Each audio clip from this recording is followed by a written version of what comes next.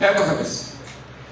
N'umuntu umwe nasengeye, uwo muntu nasengeye umuryango wiwe, umugore n'abana, yari umuntu afise abana benshi, nawe yari umukozi w'Imana.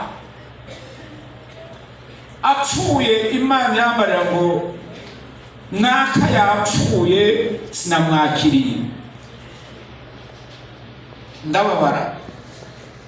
Uwundi munsi batuye ku maziko yiwe, ari ibintu bikomeye, niho yaje abantu barashemagiza baravuga ingene yakoze ibintu byinshi kandi ari umuhizi, ariko ntiyubashe Imana bikwiye.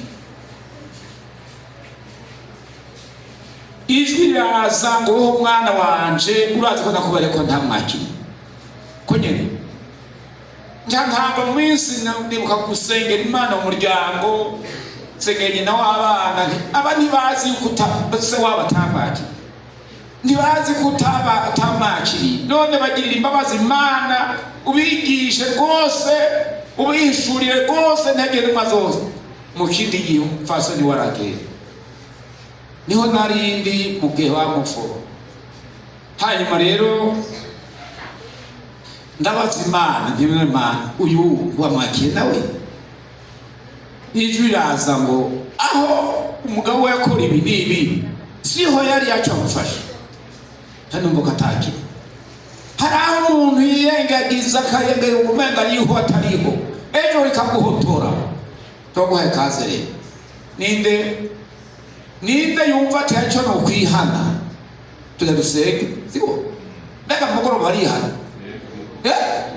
mu mugoroba arihana, aho gushima barihana, kuko mugira uje kuryama atabaso turakwiki kumvijwe ryo kwihanisha. Erega uryamye nawe wihana ngiki, ninde kwihanisha imutsinze mwito kiretse wa mugoroza nayakoye. Tujya dusenge, nta mwanya mfise nakubabwira umukozi w'Imana umwe yarose, umukozi w'Imana agomba gupfa apfuye, ngo narose nakapfuye, ngo ndamubare ntumuce mu mvuto yadaze umuntu yitanga kandi arahava arapfa, n'uwo muntu yavuga aracyari. Ariko Imana yamushingiye intahe, umuntu umwe agiye yapfuye agamagaruka, bati naka yapfuye, ariko agarutse agaba muzima. Baramubaza ati ibyo yabonye, arabadondera nyene yabonye abana biwe n'abanyamukozi b'Imana, nyene mo yambaye ikanzu, abaje ngo naka mbega yarashitse, ati yarashitse.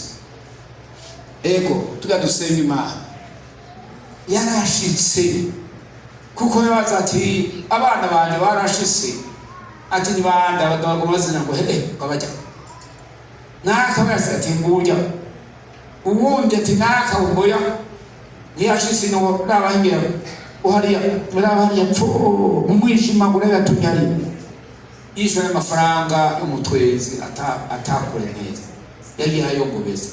Tujya dusenge wewe usabye Imana ngo urawiyegereje, ikwegere, igushe ku biganza, ikuzuze mpwemu yera, ikuzuza agakiza. Tujya dusenge rero, tuhaye umuntu w'Imana guswi agomba kwatura icyaha. Hari uriho akeneye kwatura, nta n'umwe yumva ijwi rimwagiriza hariya mu mutima, nta n'umwe yumva harya muri we ko akantu kamudoronga k'icyaha, avuga ati Imana ingire imbabazi, hari ikintu yumvise ngomba nihane, ngomba nce bugufi, kuko Imana yohaviza kunjana igasanga ntayiteguye. N'iryo jambo tujya dusenga, ninde muri mwese muri amahoro, tuvuga ko inzamba yomuvugisha ibyo byose yoduga, tuvuge ko woduga ukuri, ukuza kose woduga, nta kinyoma cyasigaye, nta majambo y'ingurakimazi, nta bitagororotse biri muri wewe, nta bidatunganye biri muri wewe, vayo uyibarire byose kugira ngo urare amahoro, urare utagira inkomanzi, urare wejejwe utunganye rwose nk'uko Imana igomba ko tuyegereza imitima yacu ikayuhagira ikayeza, tukava mu mitima ibiri tugakanguka ijwi y'Imana ikavuga itarahora. Ego pfukama harya wese yumva ati ngomba kuzohimbaza Imana ejo, mfise umutima utari mw'ijwi rinyagiriza ikibi na kimwe, nejejwe uri mukuri, ugendana ukuri, uyagabana umunyakuri, mu ngeso zawe umunyakuri, mu bikorwa byawe umunyakuri, mu mibano umunyakuri, abo ukora bakorera mu kuri, ibyo ukora byose ubikora mu kuri. Niba utari mu kuri duka, genzura wumve ko Imana ikwemera umunyakuri, ntacyaha kwagiriza. Aho rero wumvise ijwi rikwanga egera imbere cyane, hari imbere cyane, gira polisi egera imbere, hari imbere, egera dusenge. Niba hatugize ugize bahati kumva ijwi rimuhamagara mu mugoroba nk'uyu, ugenda uko ugomba, udendekanya, ariko ijwi rikwagiza icyaha, uruwande tugomba dutangura umwaka dukayangana ku Imana igomba, twuzuye ubushobozi bw'Imana, twuzuye mpemu yera, twuzuye ukuri, twuzuye kugororoka, twuzuye amajambo y'Imana, twuzuye amabanga y'Ubwami. Twegere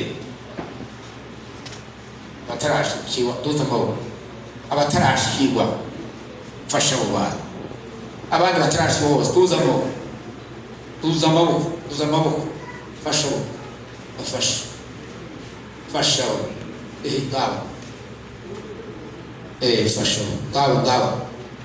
ngabo afashe dusenge Imana. Uyu muntu wese yumva ati ndafise akantu kandororonga, ndafise akasigariya kataronka amaraso, ndafise akarima karabagiza, singorose neza nk'uko Imana ngomba gendagende mw'isi yayo ndayihimbara. Tugira dusengere.